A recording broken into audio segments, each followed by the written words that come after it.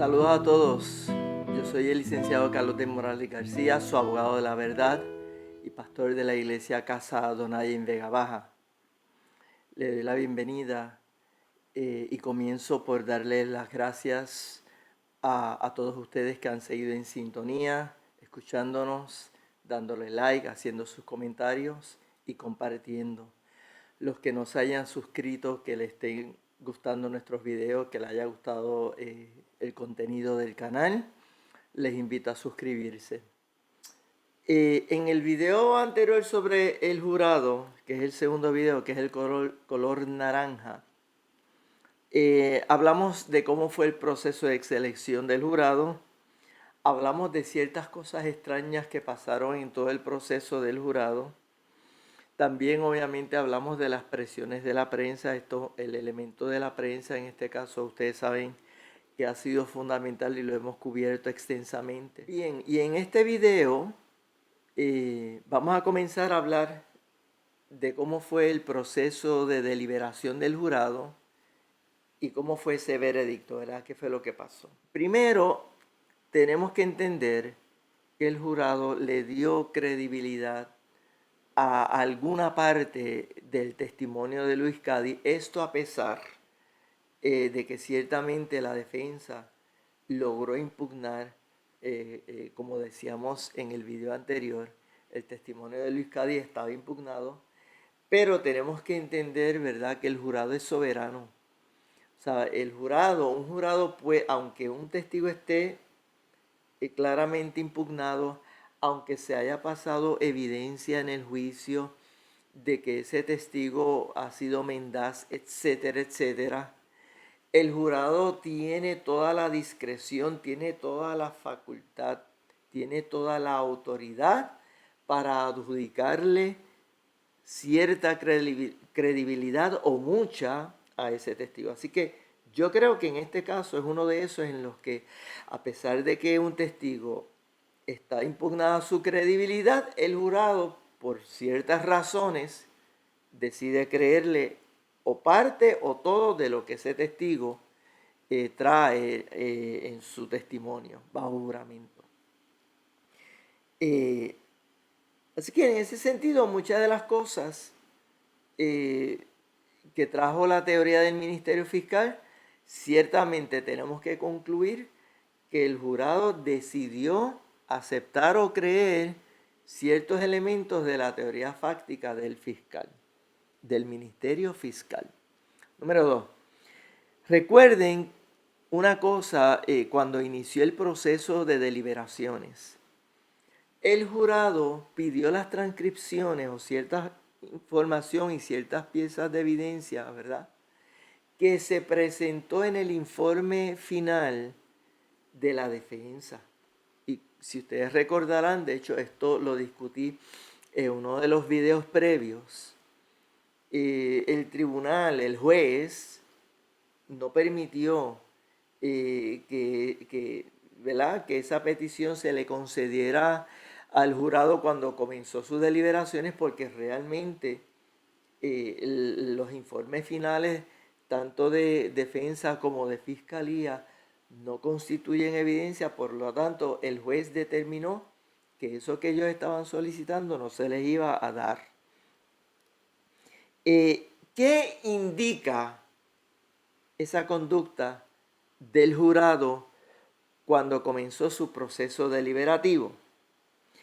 Entre otras cosas, puede indicar que el jurado estaba dudando que Verdejo fuera la persona que estaba en esos videos. Si recuerdan el video anterior que les hablé, ¿verdad?, sobre cómo la defensa en su informe final hizo, ¿verdad?, le presentó al jurado unas fotos de Félix Verdejo contrapuestas con el video, y aparentemente el jurado pidió eso, el juez se lo negó. Entonces, fíjese que entonces eso nos puede indicar a nosotros que cuando comience ese proceso deliberativo, había personas en ese jurado que posiblemente estaban dudando de esa identificación que conforme a la teoría del Ministerio Fiscal, en ese video se estaba supuestamente mostrando a Félix Verdejo. Eso es bien importante. ¿Por qué? Porque si en efecto el jurado llegaba a la conclusión de que esa persona no era Félix Verdejo, entonces posiblemente el veredicto final hubiese sido un poquito diferente al que finalmente recibimos. Pero fíjese bien que el juez le negó al jurado tener eso en la mano. Número 3.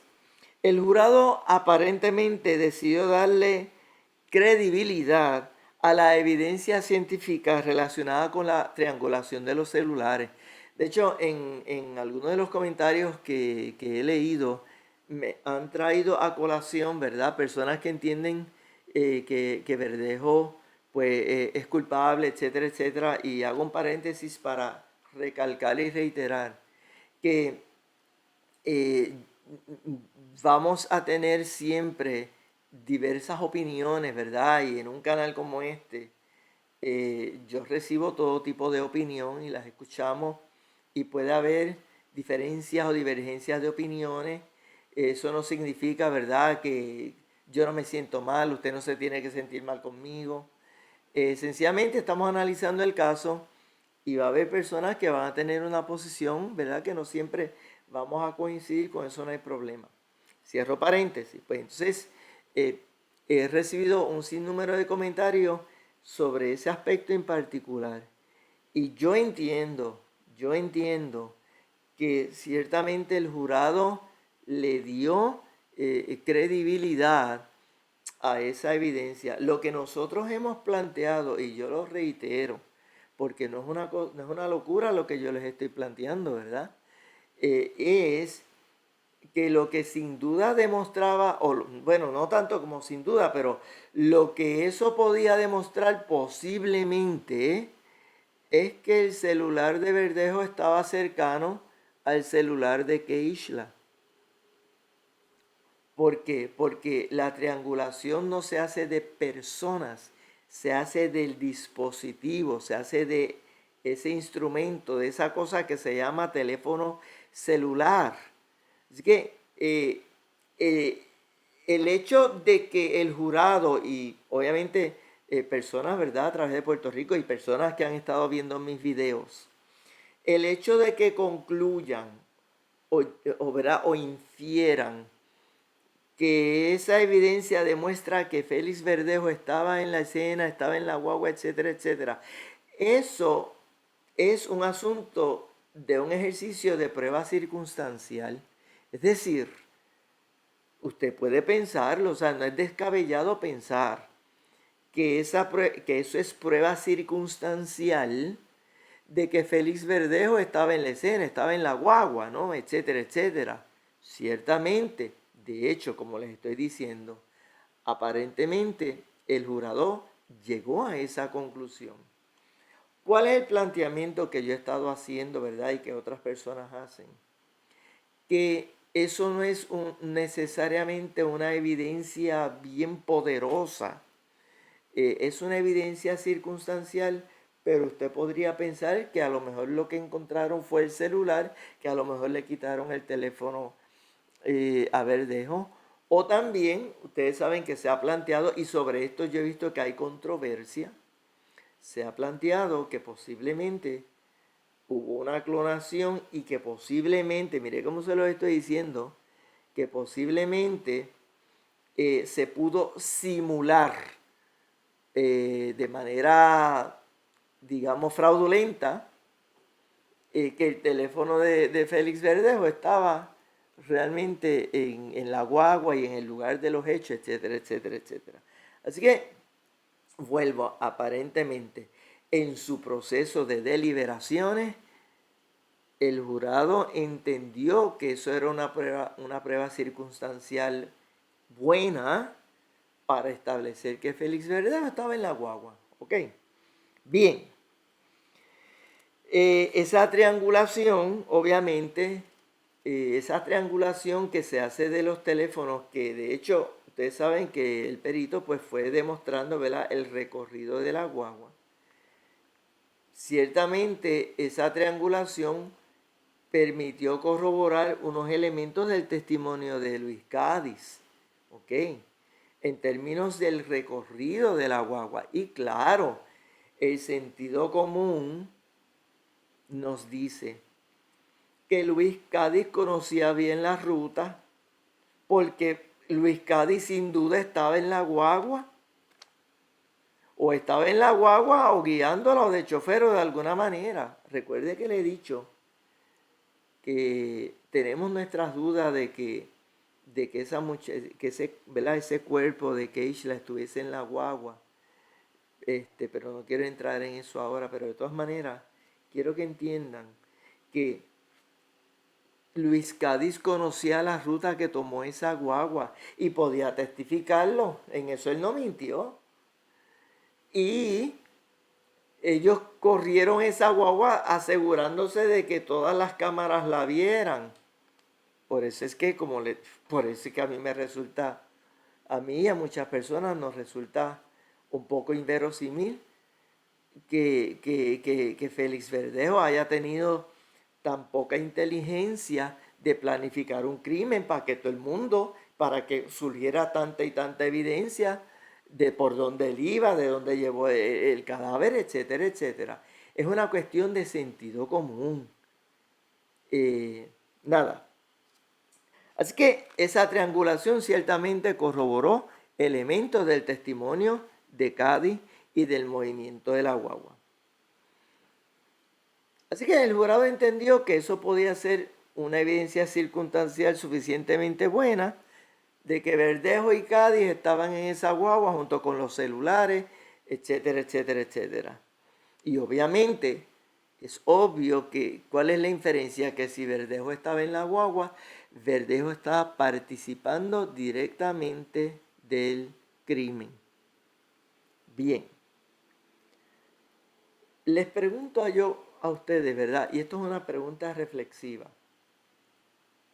Todo este proceso de análisis del jurado, aquellos que tienen, ¿verdad? O que tenemos ciertas reservas de un montón de cosas que pasaron en este caso y que entendemos que posiblemente aquí hay dudas razonables.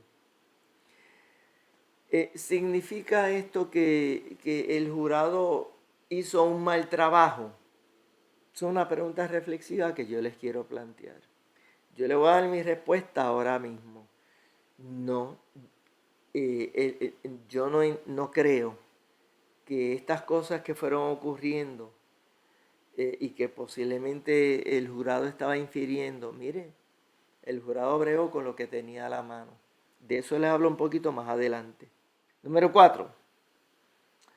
El hecho de que sale culpable del secuestro indica que el jurado entendió, este es otro elemento, ¿verdad?, del proceso deliberativo que estamos explicando y presentándole. El jurado entendió o llegó a la conclusión de que Keishla estaba viva en la guagua y que la tiraron así al mar, así como lo describió Luis Cádiz. Porque obviamente si Keishla hubiese estado muerta, entonces no se iba a confesar. Si ella murió antes, como lo plantea, y de eso vamos a hablar ya mismo, como lo planteó la defensa a través de su perito, entonces no se hubiese configurado el secuestro. Pero es claro para mí que en el proceso de deliberaciones el jurado entendió que Keishla estaba viva hasta que la tiraron al agua. Bien. Así que este aspecto de la deliberación me permite entrar a un detalle o a un aspecto del caso que tenemos que tocar. Vamos a hablar del perito de la defensa, cuyo nombre es Mark Schumann. Ese es el nombre del perito de la defensa. Déjeme hacerle esta pregunta. ¿Ustedes recuerdan cómo estaba vestido este perito? Este perito no se proyectó bien.